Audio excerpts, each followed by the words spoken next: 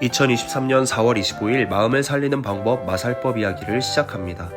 화요일 아침의 시간, 하나님의 말씀과 심리학 용어를 통해 우리 마음을 보다 잘 다스림으로써 몸뿐만 아니라 마음도 건강한 하루 보내시기를 축복하고 소망합니다.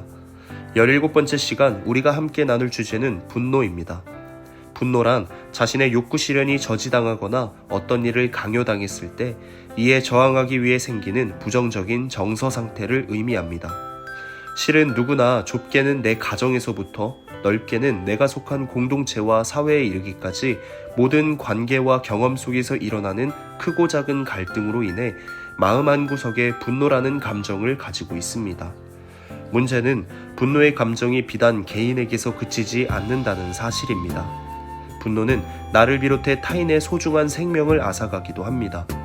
인류 최초의 살인사건인 가인이 동생 아벨을 죽인 이유 역시 하나님께서 아벨의 제사는 받으시고 자신의 제물은 받지 않으신 것에 대한 분노 때문이지 않습니까?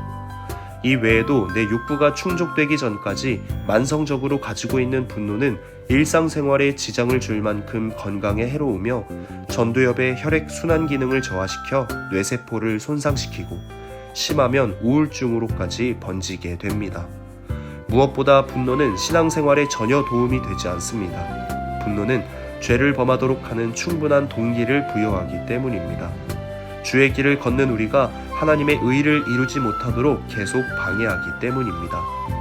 에베소서 4장 26절로 27절 말씀입니다. 분을 내어도 죄를 짓지 말며 해가 지도록 분을 품지 말고 마귀에게 틈을 주지 말라. 스스로 통제하지 못하는 분노는 언제 터질지 모르는 시한폭탄과 같습니다. 물론 사람이 화를 내는 것은 당연한 감정의 표출입니다. 화가 날 때 화를 내지 않으면 오히려 마음에 쌓여 더 큰 문제를 불러일으킬 수도 있기 때문입니다. 하지만 아무것도 아닌 일에 화를 내거나 굳이 화를 내지 않아도 되는 상황에서 화를 내는 것은 어리석은 일입니다. 우리는 어리석은 자가 되지 않도록 우리에게 오래 참으시는 하나님의 마음을 기억해야 합니다. 때로는 하나님의 자녀답지 못한 모습을 보일지라도 사랑으로 품어주시는 하나님을 생각해야 합니다. 하나님 아버지와 그의 마음을 본받아 지혜로운 자가 될 수 있도록 분노해야 할 때와 그렇지 않을 때를 분별할 수 있는 능력을 지니고자 늘 간구해야 합니다. 하나님께서는 간구하는 우리에게 분노하지 않고도 충분히 그 상황을 이겨낼 수 있는 힘을 제공해 주실 것입니다. 여러분은 화가 날 때 어떻게 조절하고 어떻게 대처하십니까?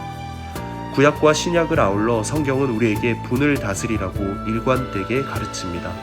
바라기는 아무것도 아닌 일에 분노하지 않고 온유한 마음으로 다른 사람들에게 그리스도의 화평을 전하는 그리스도인 되시기를 주님의 이름으로 축복하고 소망합니다.